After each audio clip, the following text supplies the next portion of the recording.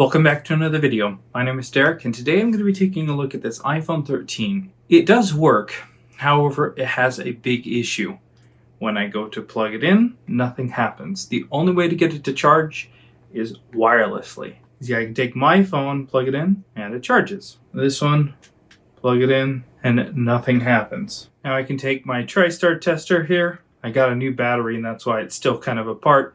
But let me show you what happens when we plug it in. I plug it in. Now I just thought it was a charge port.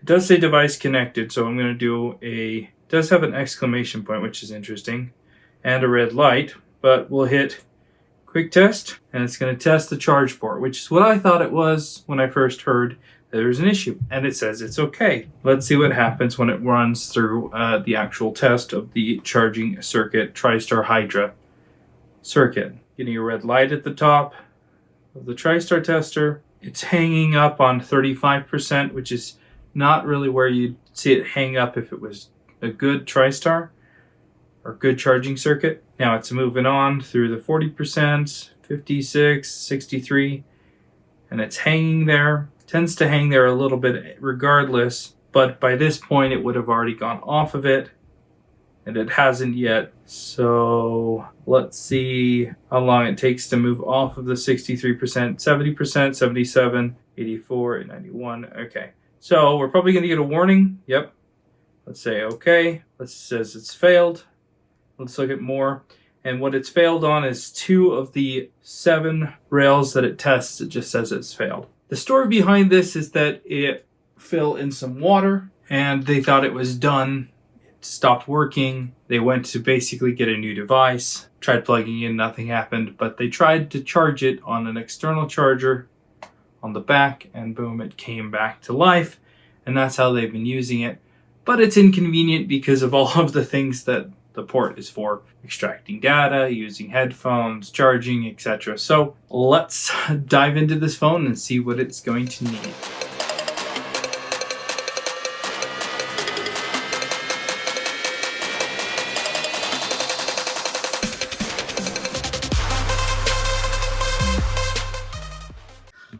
All right, let's take this out of the case. Well, let's turn it off first. Take it out of the case. No cracks on the back. Screen protector's got some cracks on it, not a big deal. Let's take out the panel lobe screws here. I'm gonna get out TVK screen separator. Let's put that in there. Turn that on and adjust the suction. We'll let this warm up so that we can lift the screen up without breaking it. All right, now let's start to lift. Add a little bit of isopropyl alcohol around the border, and I can already see that it's starting to come up, and we got the screen coming up. So go ahead and turn that off. We'll lift this up. That's good enough for now. Let's slide this on out, and we'll be careful to not harm the flex cable here or right here for the proximity sensor or display. And we'll pop the top out, and I don't see any real signs of moisture. The first thing that I do want to rule out is going to be the charge port. So we're just going to connect over top of this a new charge port just to see if somehow it is the charging circuit. So we'll take out the 3 screws that hold down this shield, pop that shield off. We'll disconnect the battery, and for now we'll disconnect the display and set it off to the side. And before connecting a new charge port, I'm going to go and test the pins just to see if we get any abnormalities, readouts on each one of the pins with the multimeter. And then obviously I'm going to not risk damaging the proximity sensor, so I'm also going to remove the 2 screws that hold down the shield here for the proximity sensor, or should I say 3 screws, and we'll disconnect the proximity sensor so we can set the screen aside safely. And now we'll go take a look and see what's going on here with the connector, if anything. You know what, scratch that. You know what, let's try something real quick. Let's actually try just connecting a new charge port just to see if we get the same results, because I have every once in a while ran into an issue where their TriStar tester will just have an abnormal reading due to some liquid damage on a charge port where it'll give me some issues. So here we've got my TriStar tester. We'll turn it on and let's see if we can with a new charge port, get it to register anything different. Okay, so it says device connected. Let's hit quick test. Now it's texting the dock. It says okay. Now let's see if it goes through the TriStar test nice and quickly, or if it's going to delay like the others. So we're on 7%, 14, 21, 28, 35, 42. Man, it's going a lot faster. 49, 56, 63, and should stay here for a second, not too long.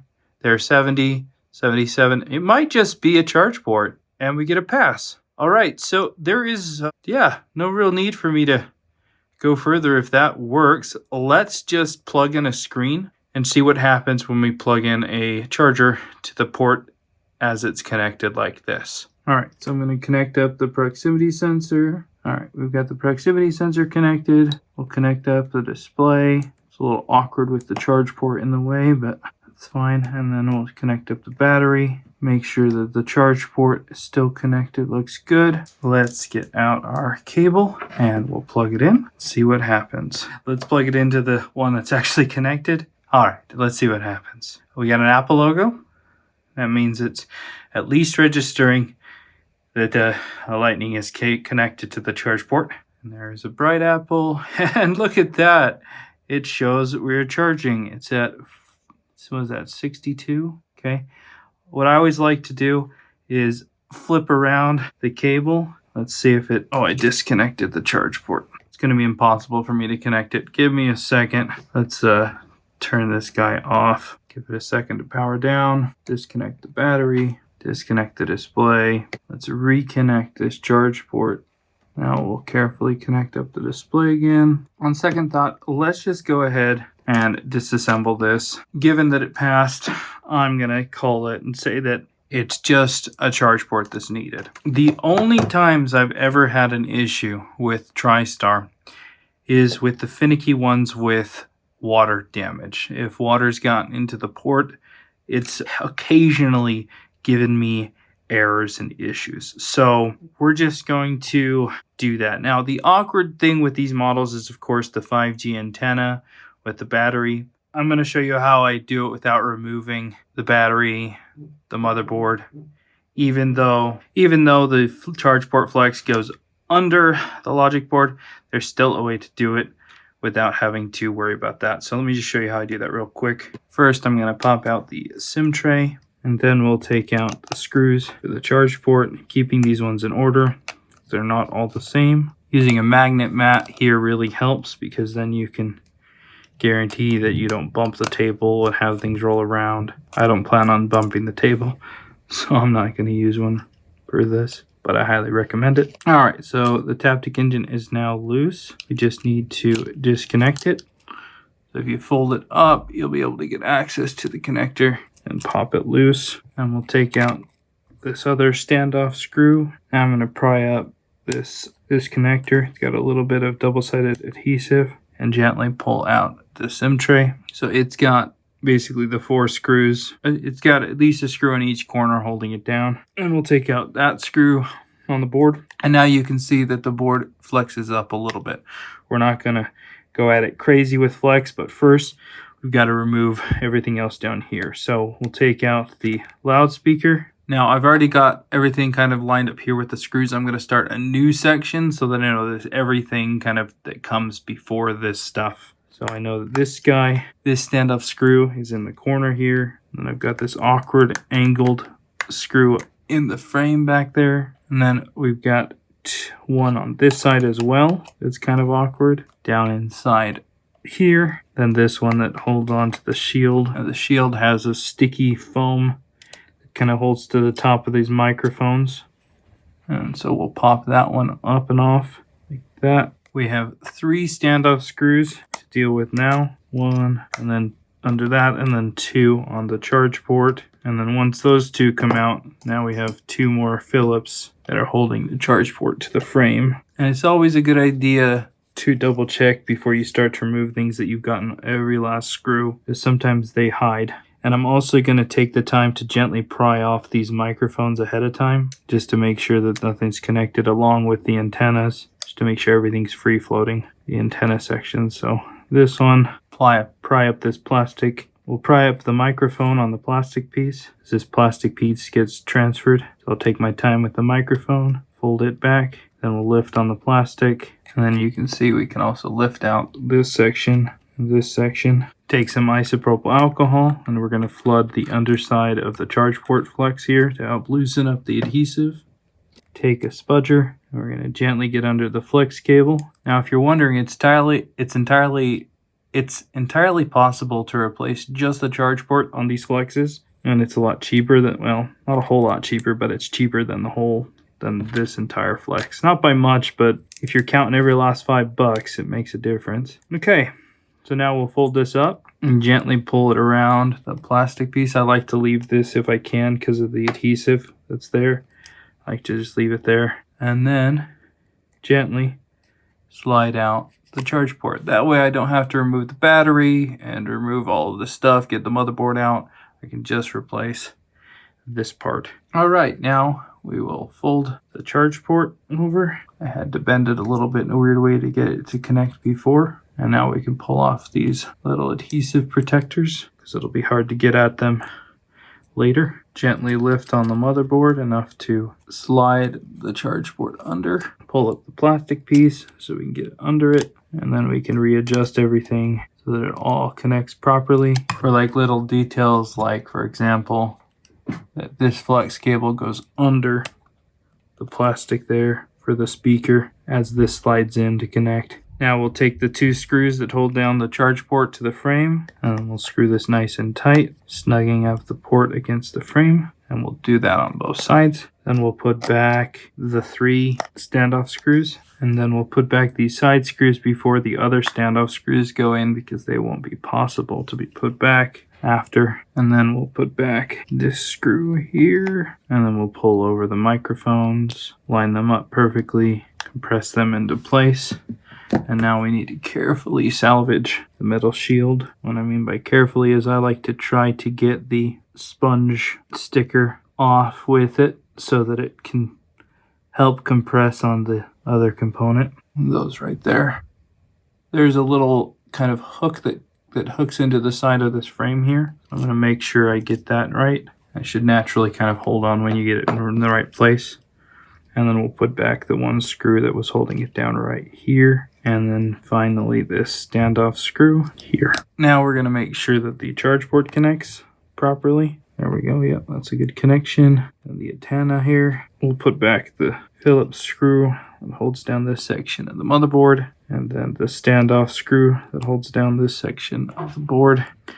We'll slide in the SIM card tray and connect it up. Grab that little hidden Phillips screw for that left corner, and we'll grab the standoff screw. It's right there. I did get somewhat lucky with the Taptic Engine standoff screw. One of them came off with the other, which was kind of nice. Just need to make sure we connect it up and get a good snap on that connector. Then we can put the Taptic Engine back, screw it down, and then we can put back the speaker, and we'll put back all of the screws in the same order that we took them off in. Put back the SIM tray. Now we can connect up the proximity sensor. We'll connect up the display, connect up the battery, and let's test real quick with TriStar just to make sure now that the charge port is properly grounded and everything that there's not an issue with that. So we'll plug in our device. We'll hit quick test, and it says our dock is okay. Now it's running the TriStar tester, and it's moving up nice and quickly, moving through them nice and fast, so it's probably good. Pass. We can even look at more, and everything is passed. So let's plug it on in. Do we get an Apple logo? Sure enough, we do. Let's let this come all the way on, and then I'll be able to finally reverse this just to make sure both directions work.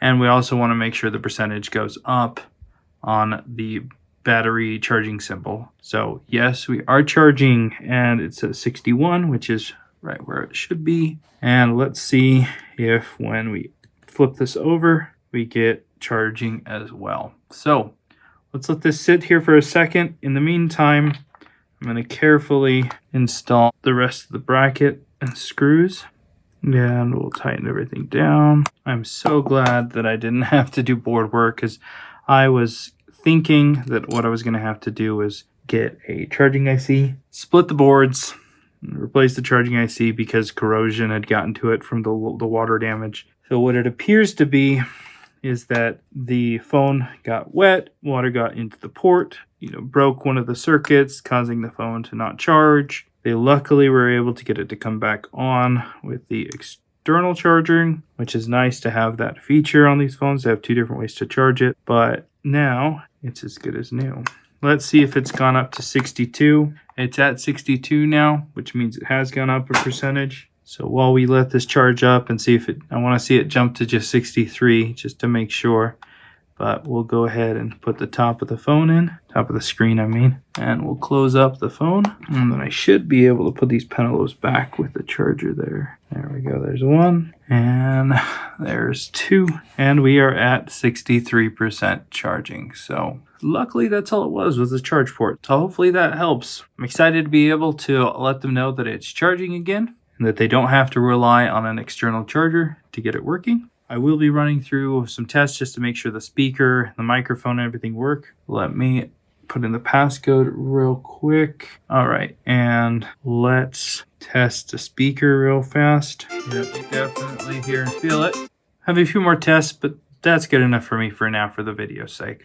All right, so there we go. It's now charging, which is great news. I'm glad that I didn't have to go and do some board work, although that would have made for a fun video. Hopefully this shows you how practical it is to have a triage process of the repair and to not solely rely on testers and tools to fix it, but to go with logic and to go with experiments and experience to solve for issues like this. If you haven't already, make sure you're subscribed. Like the video if you found this useful. Leave a comment below if there's something that you'd like to see in a future video. Thanks a ton for watching. We'll see you in the next video.